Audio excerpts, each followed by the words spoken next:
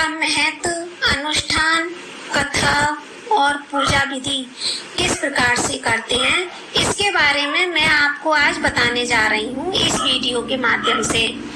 अनंत चतुर्दशी को अनंत चौदस के नाम से भी जानते हैं और इस दिन भगवान विष्णु की पूजा की जाती है और भगवान को ही अनंत का रूप माना जाता है। अनंत चतुर्दशी का त्योहार भाद्र माह के शुक्ल पक्ष की 14वें दिन मनाया जाता है। अनंत चतुर्दशी की पूजा किस प्रकार करें? सबसे पहले एक पटे पर जल रखें और कलश रखें और एक पटे पर सिंदूर के साथ 14 तिलक लगाएं। उसके बाद 14 पूरी पुए आप कुछ भी रख सकते हैं और उन पर तिलक लगाए जाते हैं। इसके बाद भक्त पंचामृत बनाते हैं जो एक क्षीर सागर का एहसास दिलाता है। एक पवित्र धागा जिसमें 14 गांठ होती हैं जो भगवान अनंत को ककड़ी पर बांधा जाता है और फिर 5 बार दूध के महासागर में घुमाया जाता है। श्रद्धालु एक व्रत का पालन करते हैं और फिर हल्दी और कुमकुम से रंगे हुए पवित्र धागे को अपनी बांह पर बांध लेते हैं। पुरुष जो होते हैं वो दाएं हाथ पर बांधते हैं और जो महिलाएं होती हैं वो बाएं हाथ पर अनंत सूत्र का धागा बांधती हैं और 14 दिन की अवधि समाप्त होने के बाद इसको हटा दिया जाता है अच्छा शुभ दिन देखकर और कपास या रेशम के पवित्र धागे के रूप में इसमें 14 गांठ लगाकर भक्त अपनी कलाई पर बांधते हैं, चाहे पुरुष हो या स्त्री हो। वे पूजन करने के बाद इसको अपनी हाथ पर बांह पर बांधते हैं। अनंत चतुर्दशी की कहानी इस प्रकार है कि जब पांडव द्वारा कौरवों के साथ खेले गए जुए में वे अपना सारा धन, राजपाट, वैभव सब हार गए थे तो भगवान श्री कृष्ण ने युधिष्ठिर को कहा था कि आप इस अनंत भगवान की पूजा करिए और फिर व्रत का पालन करिए। इस तरह से आपकी खोई हुई संपत्ति, वैभव और राजपाट आपको वापस मिल जाएगा। तो युधिष्ठिर ने अपने भाइयों के साथ, अपनी पत्नी के साथ ये व्रत को किया और उसके नियमों का पालन किया। तब उनको अपना खोई हुई धन संपत्ति, वैभव और राजपाट वापस मिल गया। यही एक कहानी ऋषि कौटिल्य और सुशीला की कहानी है। एक बार सुमन ब्राह्मण था जिसकी एक बेटी थी जिसका नाम सुशीला था। सुशीला का विवाह कौंडिन्य ऋषि के साथ कर दिया गया। जब ऋषि कौंडिन्य सुशीला को अपने घर ले गए तो शाम ढलने लगी और ऋषि नदी के किनारे शाम की प्रार्थना करने लगे। इसी बीच सुशीला ने देखा कि कुछ महिलाएं पूजा अर्चना कर रही हैं। उसने महिलाओं से पूछा कि आप किसकी पूजा कर रही हैं? तो उन्होंने कहा हम भगवान अनंत की पूजा कर रहे हैं और इस दिन व्रत रखने का बहुत अधिक महत्व है।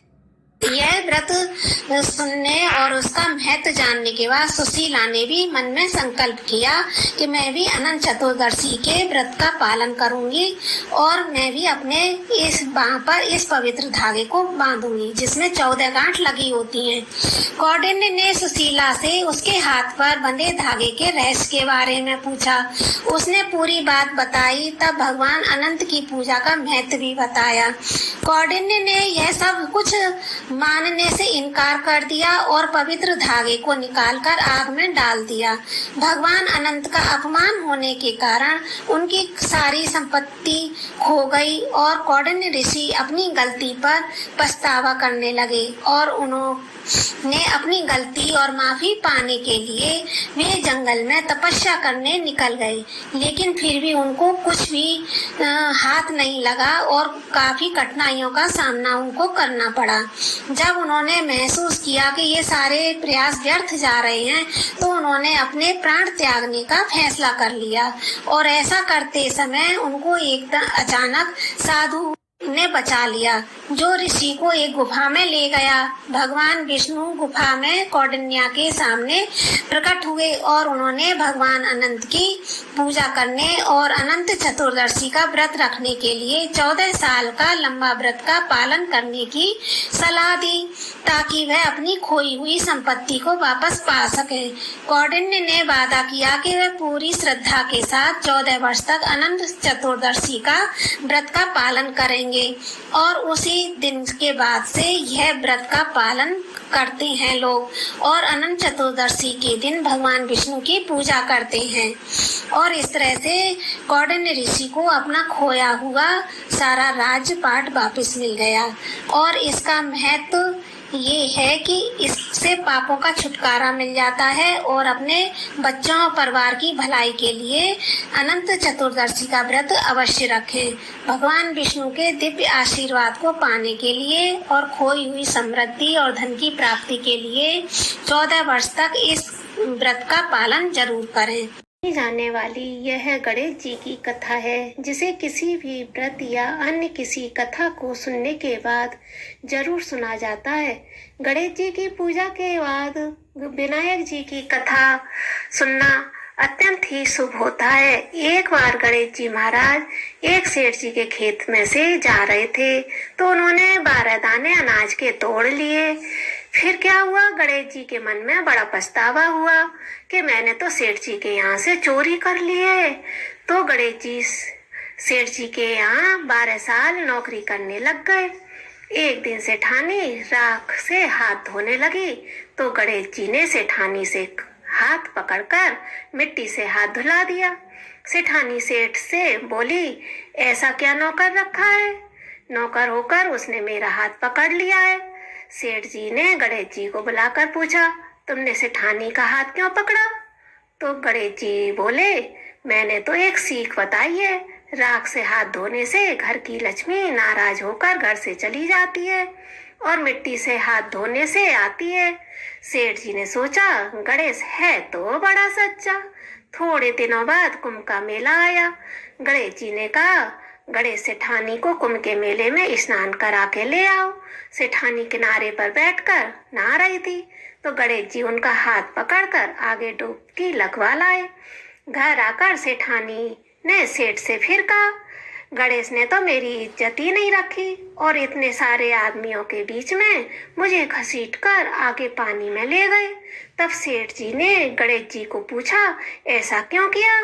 तो गणेश जी ने कहा, सेठानी किनारे पर बैठ के डुबकी लगा रही थी, तो इस चक्कर में मैंने कहा कि ये तो गंदे पानी में नहाएंगी, इसलिए मैंने उनको थोड़ा सा आगे पानी में डुबकी लगवा लाया।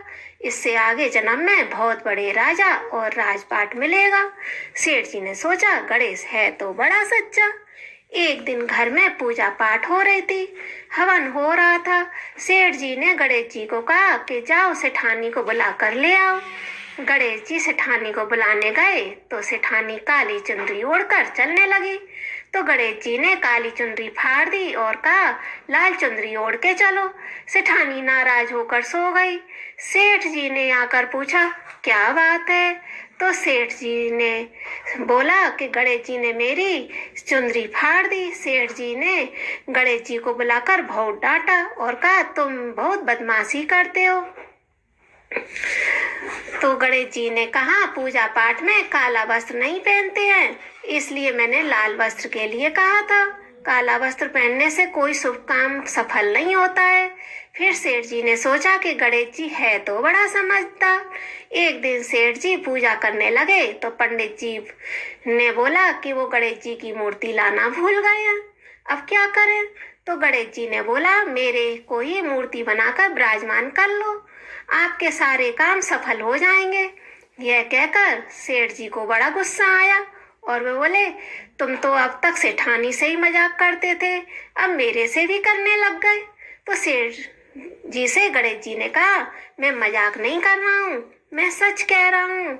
इतने में ही गणेश जी ने गणेश जी का रूप धारण कर लिया और सेठ सेठानी ने श्री गणेश जी की पूजा की। पूजा खत्म होते ही गणेश जी अंतर्ध्यान हो गए।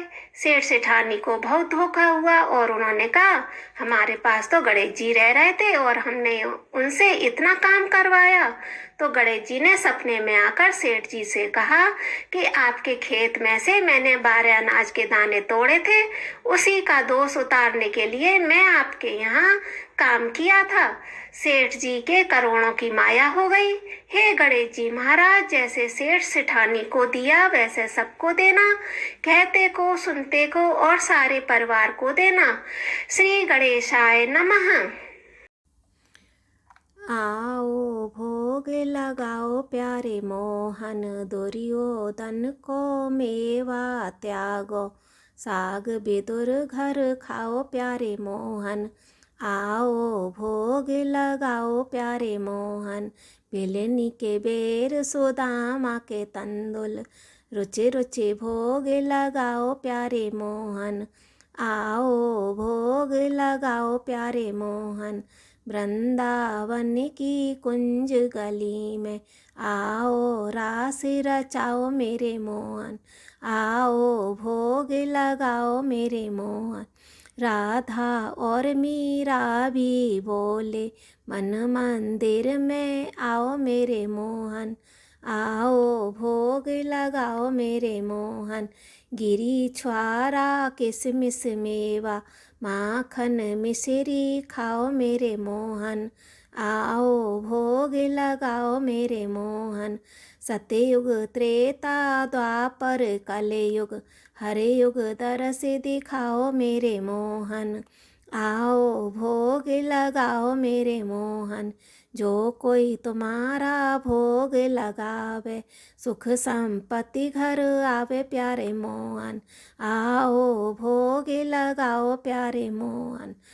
ऐसा भोग लगाओ प्यारे मोहन, सब अमृत हो जाए प्यारे मोहन।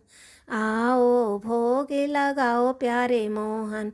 जो कोई ऐसा भोग को खावे, जो त्यारा हो जाए प्यारे मोहन। आओ भोग लगाओ प्यारे मोहन। इस तरह से अनंत भगवान की पूजा व्रत विधि कथा मैंने आपके सामने जो कही है उसके बारे में आपको अच्छा लगा होगा। और आपको यह वीडियो कैसी लगी है शेयर करें और सब्सक्राइब करें। ओम नमो भगवते वासुदेव।